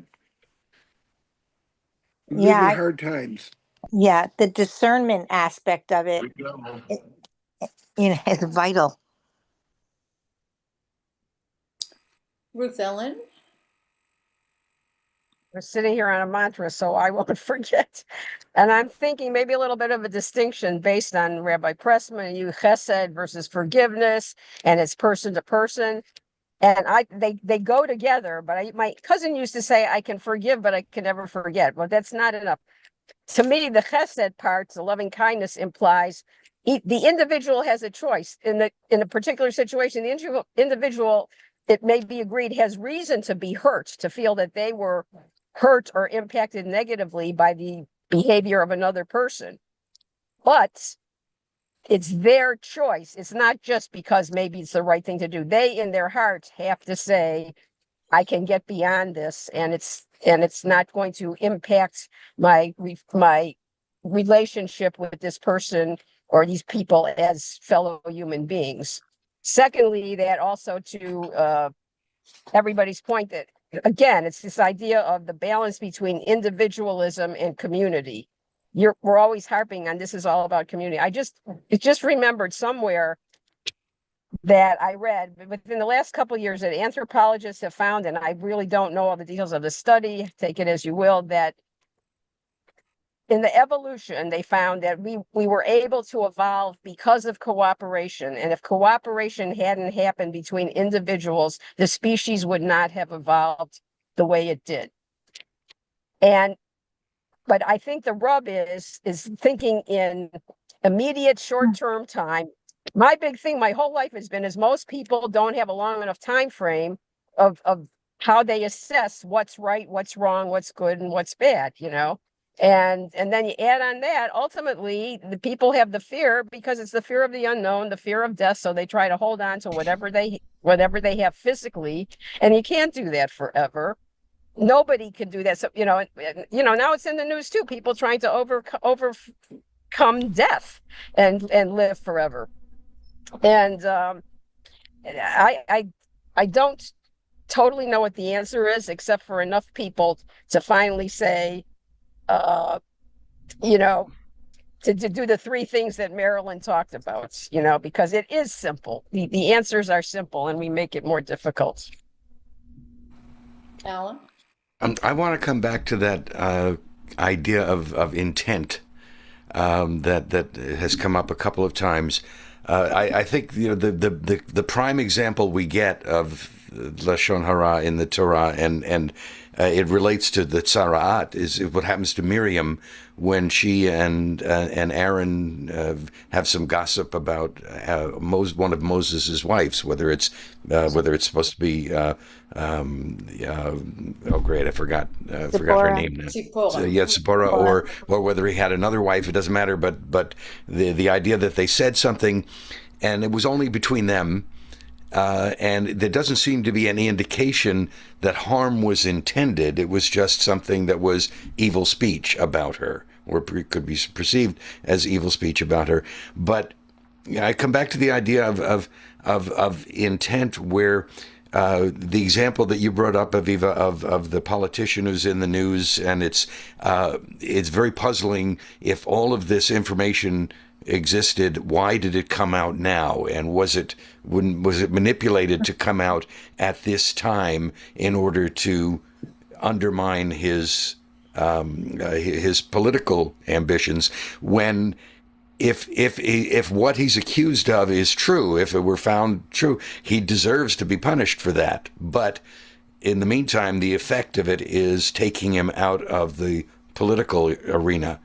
And that seems to have been the intention because of the timing. Right. And so it's tough to gauge if you're describing something. I'm rambling, I realize, but we have leadership now that believes that anything is an opposite opinion of theirs is evil and intended to harm them, rather than an honest difference of opinion.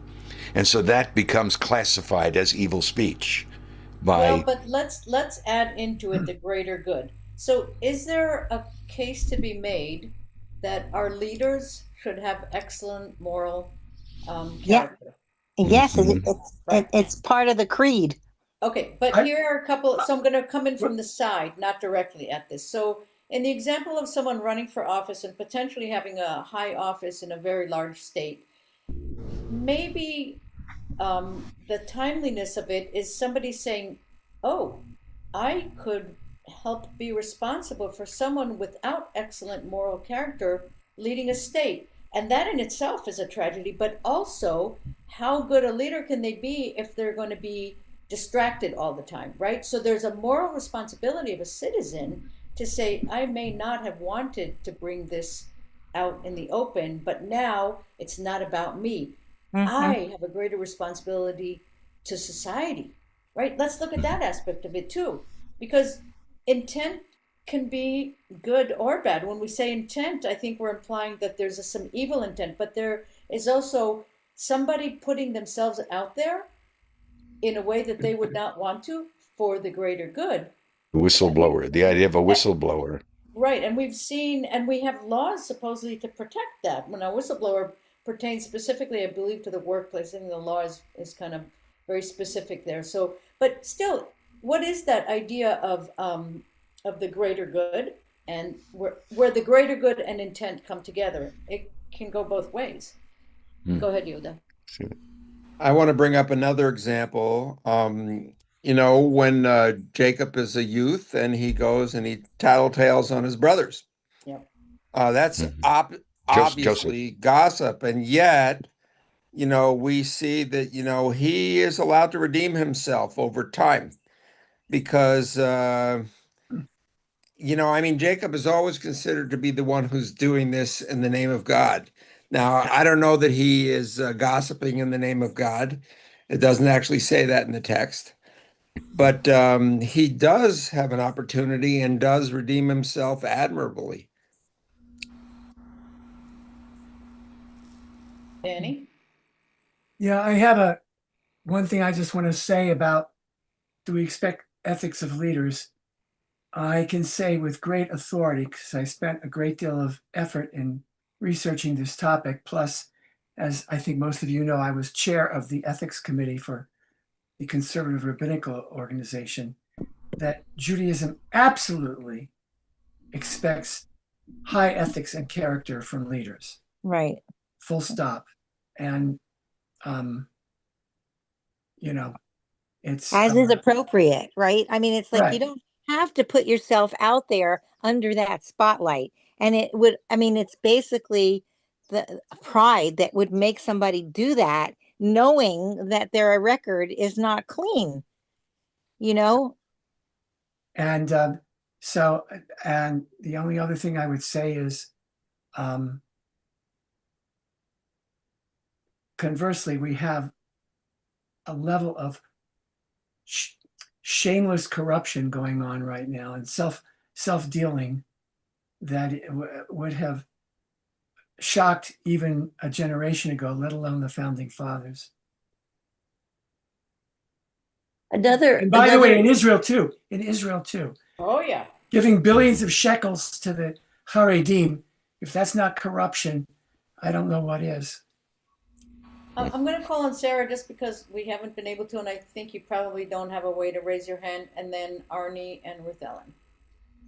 I just wanted to say, I think it's also hidden gossip, because somebody was pointing out it was just between Miriam and Aaron, but Hashem is the one that told Moses to stop having relations with his wife.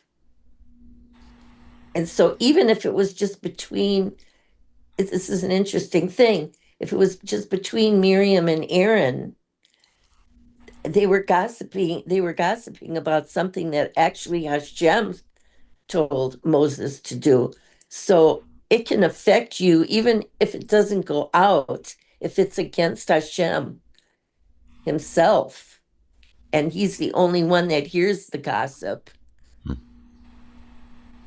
That's kind of an interesting thing, right? Because even though it's hidden and you don't think it might be going out among people, you're putting it out into the universe, and it's against Hashem, basically. Arnie? Oh, you are muted. So can you hear me now? Yes. So I always had this dilemma, reading like Joshua, for instance. God tells, sei gesund. So God tells them, go out there and kill everybody who you encounter over there in Eretz Israel, because I'm giving you the land. And he goes in there and slaughters most of the people, but he, I can't remember what tribe was supposed to go kill some people, and instead they decide they'll make peace and live together and try to, and this is um, been kind of attributed to why we have the Palestinian problem now, was because of this misdeed against God, right? So this is just such a mixed up, crazy moral thing. I can't understand it at all. Maybe Ruth Ellen can explain it. All of it, the whole thing. I was hoping was going Rabbi back- Pressman would. Yeah, really. I try my darndest. To Aviva's point, and to the degree I'm trying to follow Yehuda a little more, it's hard not to bring this into the modern day. And in terms of the attacking another person for a moral failing, we should expect more of our leaders. But what's frustrating now is people they're disingenuous. They're not doing it because they think, oh, these poor women, oh, we don't want a leader who abuses women. Because otherwise we wouldn't have the presidents we have now. It's a double standard, and people are being self-serving. That's why it comes out at the judicious times for them, for their point, not just in general. They've been talking about how these are open secrets all along, and why people don't want to stir the hornet's nest. And different things, like, for instance, no good deed goes unpunished. The woman who was a Republican, that young secretary who Yeah. who testified for the January 6th committee, and now Cassidy, the Justice Cassidy Department. Hutchinson. Yeah, I mean, what she did was really so brave, and so it's not, as I said, it's not to criticize, to request the highest integrity from our leaders and expect them to hold to a higher standard. Otherwise, it would be dispensed equally. But it's not. And that's what gets people so frustrated. And then in the moment, you kind of get into this, well, if you can't beat them, join them mentality. And that's the hardest thing. All of that stuff is is not pure. It's not being holy. It's not doing those three things. Again, but how do you make enough people aware of this at the same time when we have become so interdependent? That's a rhetorical question. And that's, I always, to the degree versus community versus independence, if somebody wants to be a libertarian, if they want to go and actually say that they can be quote unquote self-sufficient, probably 2% of the population could really truly do that. And in modern times, even more so, people want to forget what they owe to the inventors, to the people before them, to the, whether it's for social justice or for technological advances and so on and so forth. We have become dependent on these things, and they require a larger community to make it happen. It's not sitting on your own little farm with your own little farmhouse and your own little fire and getting water from the well Wait. next door. And people can't recognize that. I don't know, Danny? So Arnie went away before I could respond. So I'm going to be very brief. I believe he's referring to the Gibeonites, the Givonim, which I'd have to go back and look at that. I haven't looked at that passage in God knows when. But I would say very firmly that the only people trying to draw an analogy between the Cherem then and the slaughter of the Canaanites and make an analogy to the Palestinians today are the most evil Jews alive today, the Kahanaists and the Ben Gvirs, and those people who are I would say, a desecration of God's name, because they say and do really evil things while wearing kippot and davening 3 times a day. Full stop. So, and I just want to add one thing to what Ruth Ellen said, sorry. There are all this stuff, the myth of the West. The West was built by government-sponsored railroads, government-sponsored homesteading, government-sponsored cattle raising, government-sponsored logging, you name it. There was nobody. Yeah, a few guys went off and brought back beaver pelts, but pretty soon other people came, and then guess what? Now there was a town, and guess what? They had to set up a government, or everybody would be killing each other. It's just Right. In bull. Lincoln, they gave land away because they wanted to expand the West. And then now these people say, they're the ones with the standoff and everything. This is my land. I owe, they have short memories when it comes to what they owe to anybody who came before. I hate using the word they, but the people who seem to getting control of our economic and our social marketplace they're disingenuous, and libertarianism is the philosophy of adolescents who never got over reading Ayn Rand. That's basically the position. Starting with, by the way, Mr. Musk. Anyway. Well, and then Ayn Rand, and forget all these people were Jewish too. All these thinkers were Jewish, and I'm wondering what does that mean? So then they want to make Jews a monolith. There are some things about libertarianism, like the rest of the people maybe should stay out of one's bedroom, but or their sexual, things that's not hurting anybody else. But then they've extended it. Yeah. I do want to say just my take on what this large field that I'm very fond of, but when people elevate themselves beyond peopledom and assume the mantle of something much more greater than grandiose they are, that's a very, very bad thing. And there's an article in the New York Times today, the weekend section, that I haven't read, but I saw the headline. It's what I'm going to read later today about the Supreme Court and the origins of the shadow docket. I was trying to explain this to you, that he told me I didn't do a very good job explaining it, but let me try one more time. I'm trying one more time, then maybe this group will understand. Think of the term Supreme Court. People may mistake the idea of supreme to think that they are supreme and that they know more. The process of when something comes to the Supreme Court is this idea of long deliberation. People ideally should be chosen for the Supreme Court because of their example of ability to deliberate on many levels and to discern wisdom from their deliberation and apply it to the law, the Constitution. Now, if they just pick and choose, and I'm using this pick and choose very specifically because, Danny, what you're talking about, the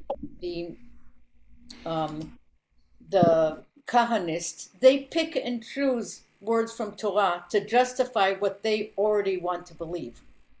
And this idea that in the Supreme Court this can be this shortcut called the shadow docket implies the very same thing. Oh yeah, let's not trouble our pretty little heads over so many details. Let's just kind of we kind of already know, so let's let this happen for now while we hide behind this mantle of long deliberation, which is what we're supposed to do. I'm sorry to be so cynical, but I just read the headline and I'm like, really? We're living today, and we're seeing a little bit too much of it, which always brings me back to the idea of what even something is, what seems as simple as the First Amendment could be. It gives license to separate yourself from your own humanity. It gives license to say, I can do these things. Oh yeah, I'm not supposed to, but heck with that. Who cares anymore? We're beyond that. We've outgrown that. That's so old, this idea that we should always be connected to our humanity and think about that with every action that we do. It's very frustrating to me. Well, when you live in an era where there are alternate facts, people are very fond of saying two things can be true at the same time. But when you pick the truth that supports your point of view and isn't necessarily the truth that everybody else acknowledges, the labeling becomes very hard. And I hear in some of the comments that have been made, the media gets picked on because it reports it, or the person or group that has selected their alternate fact to be the fact gets lambasted one way or another, and I think it comes down to the description that we had in the Torah of what a judge should do. And that simple, justice, justice you shall pursue. And that judges shouldn't be in a position of being bribed, that they should be unbiased. And that was laid out for us these thousands of years ago. And why we've moved away from that when we have that as the basis. If people are saying our system of laws is based in these ancient precepts, then woe to us. Justice, justice, when a word is doubled, it is much more than doubling its meaning. And justice, justice, only justice shall you pursue. That is, it's like, yeah, we can spend a couple of hours just discussing that.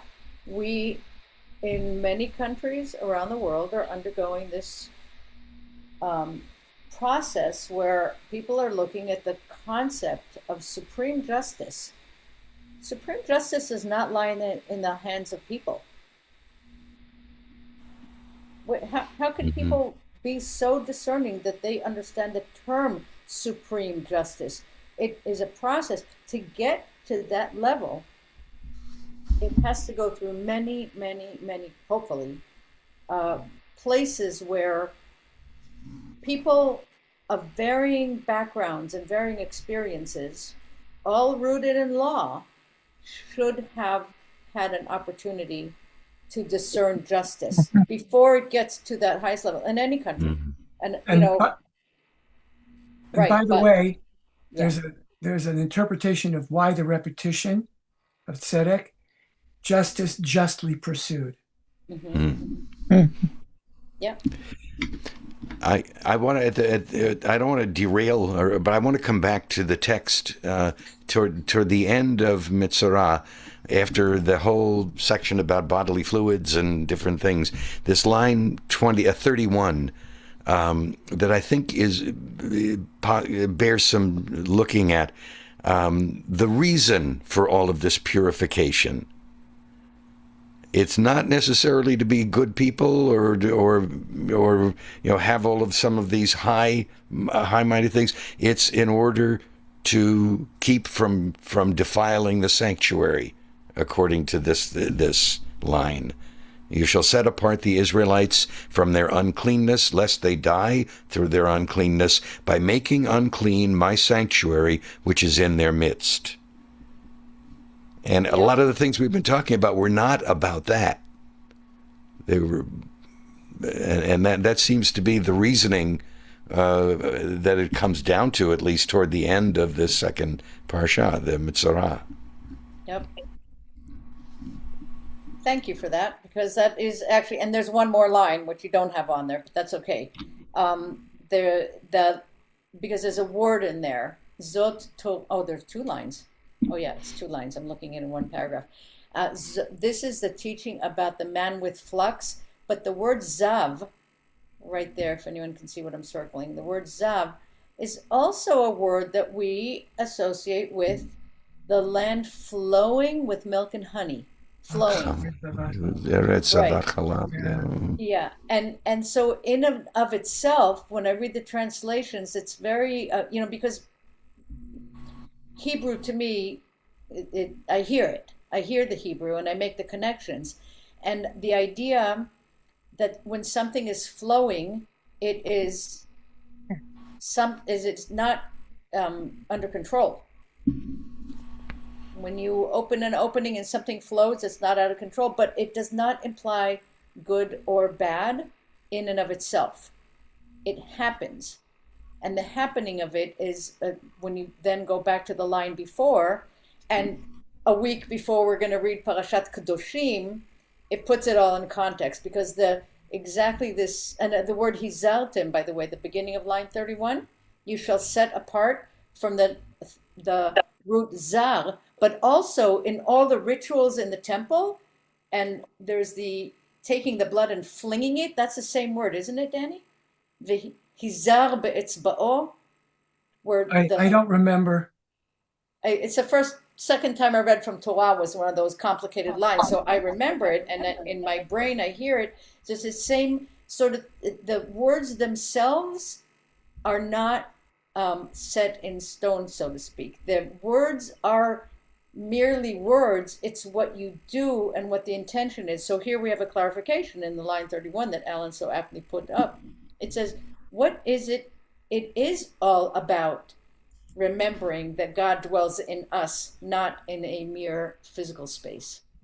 Back to, and then I love that, next week we're going to read from Parashat Kedoshim, the Holiness Code, and some of the things there, which I'm sad that we're having services and we can't have a Torah study on Parashat Kedoshim because it's so beautiful. Some of the concepts in there that you say, well, why this particular word in the Holiness Cause? Because of the ripple effect of not adhering to it and how much of society it affects.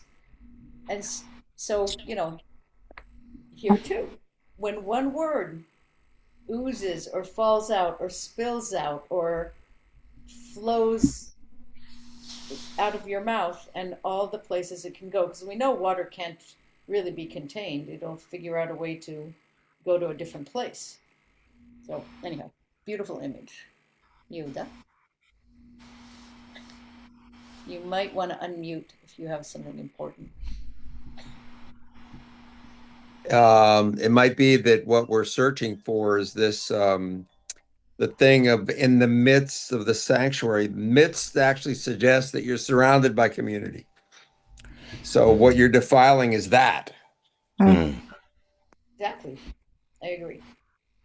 And also, I just realized the word I said is not the correct one. It's hizah, not hizar. So I'm sorry for adding an element that didn't belong there. Last night we were talking a little bit about the history of Hebrew as a spoken language and how it was, until the creation of Israel, and it became it was viewed as the language of prayer, or the language of the liturgy. But have some of the words taken on a different meaning today in modern usage that doesn't necessarily relate, or maybe doesn't click with what we're talking about now, of the importance of some of them? I would argue that no, and I think that's the beauty of understanding why what Danny's explaining. The most criminal thing going on in Israel today is the outward appearance of a person giving them the mantle of understanding and explaining to the rest of the world. It is absolutely criminal. No, words have not changed, because words in their usage in Hebrew, especially in the Torah, they can be and should be looked at. I'm not saying interpreted. I'm being careful to not use the word interpret, but they should be looked at this way and this way.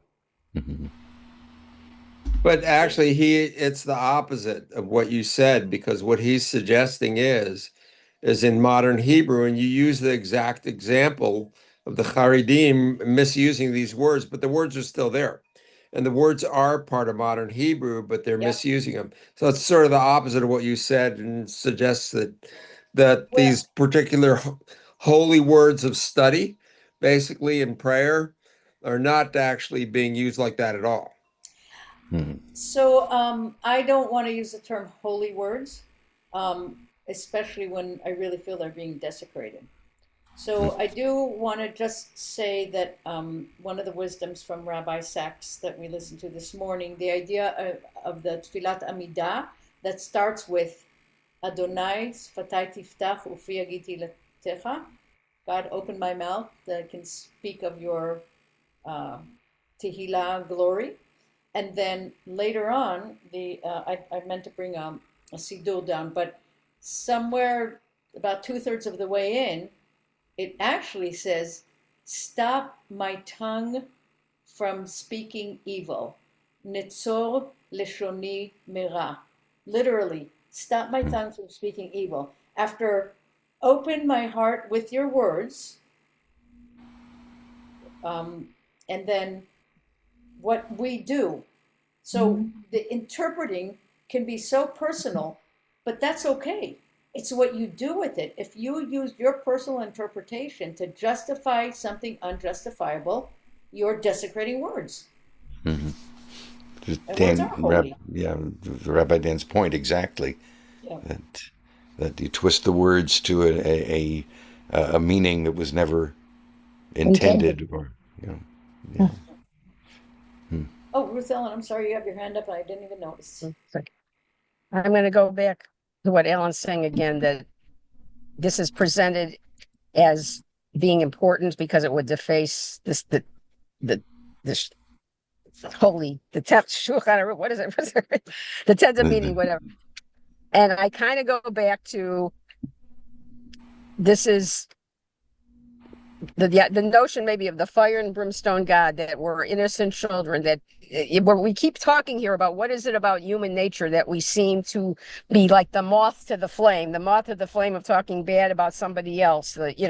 It's like the sort of like when Hashem says it like this, it's because I said so, because people, and maybe still, and back then, they needed this kind of sense of awe and fear. I mean, all these reasons, and to deal justly with each other, it's all part and parcel of the same thing. But if you just told people that, they go, well, why should I care about my neighbor? He doesn't care about me, that kind of thing. So they have to make it more awesome. And I was thinking, I wish I had the exact quote, but I was reading some things about Einstein when we had that first Judaism 101, and they asked him about the world as I see it or something.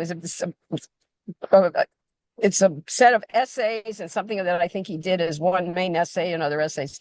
The notion of needing the idea of the laws of the Old Testament, and he said that that's a throwback to more ancient times when people were in a way more barbaric and they needed some kind of guardrails, So, we can get to the point of whether is this the actual word of God that Moshe wrote down, or is this human beings trying to lead, certainly human beings trying to be leaders and impress the way to live that should be most amenable to our continued existence, or whether you believe it or either way, it's a way to try to give weightiness to these concepts, because otherwise people will tend to ignore them. And that sort of seems to be the sad but true case. But just a footnote, you're thinking the Tzor Lashoni Meira is that blessing that's added on to the end of the Amidah. Yeah. And it's based on Psalm 34, which begins, where before the reverse before is Mihaish HaChafetz Chaim, which is where the Chafetz Chaim took the name of his book. Which of you is eager for life and desire the years of good fortune? Guard your tongue from evil and your lips from Lashoncha Meira, so at any rate. You repeat it 3 times a day. Yeah. It's interesting because when I read the Amidah silently, it's almost as if the pacing of how I'm reading it lands me there. It's no matter what Siddur I'm looking at, where it is. No, it's actually earlier than that, Alan. It's quite a bit. Let's see. It comes after the Sim Shalom or Shalom Rav. There we are. Right there. Right there. Elohai netzor leshoni meira u'sfatay midaber mirma. So if the English translation for that is, I translated, keep my tongue from evil, my lips from deceitful speech. In the face of malice, give me a quiet spirit. Let me be humble wherever I go. Open my heart to your teaching. And what are your teaching? The teachings are words. Words are holy. Open my heart to your teaching. Make me eager to fulfill your mitzvot. Then, okay, yeah. So, yeah. And because I don't always read the whole thing. I like to dwell, like I've been instructed before I was leading services, to take a piece and dwell on it. But I never can go past that when it just like, hello, it jumps out right off the page at me. Using words carefully. What is that? Is it a midrash or a story about Yehuda? Can you tell it? We just heard it again about the feathers destroying the pillow full of feathers. Can you someone tell us that story? I can only tell the punchline, and that's not fair. I don't know it. Okay, we'll see if someone can come up with it, or I'll do my Well, best. I've obviously still not been able to avoid talking too much, but so I'm not sure the source of this. I don't think it's a midrash. I think it's later. But basically, this man before Yom Kippur, I mean, the version that I know, comes to the rabbi and said, Rabbi, I'm coming to confess to you and seek your forgiveness because I've been speaking Lashon Hara about you for actually a long time. And I beg your forgiveness. And the rabbi said, well, if you really want my forgiveness, what I need to do is I need to go home and find a pillow and bring it to the town square and cut it open and let all the feathers loose. So he goes and does that, and of course they fly all over the place and pick them up again afterwards. Sorry. Oh no, that's the punchline. So then he goes No, back wait, and no. And okay. no, the instruction is, and then collect them again and bring them to me. And no, so, but there's a pause because the feathers get strewn all over the place. Right. So and then he comes comes back and he says, okay, Rabbi, I did what you asked. Now what? And he says, now go collect them all. No, well, I read it differently. He said, I tried to do it and I couldn't do it. And the rabbi said, yeah, that's what Lashon Hara is. Yes. Once it's out in the world, it's impossible for you to go to find every person who heard whatever you said about me, because whoever you told it to maybe told it to somebody else, and who knows where it's gone. So you can never, that's why it's such a terrible sin, because it's very hard to do the repair part of tshuva. I like your version when he says, I tried to do it and I couldn't, because that's a self-realization built into the story. Yeah. Well, I think I'm going to sign off. I need to sign off because I pulled. Thank you so much for joining in, though, because really the insight and guiding us, helping guide us, it's much appreciated. Well, I would say this is a very smart and pretty learned group, and I always feel I learned something as well. So, thank you. Thank you, Rabbi.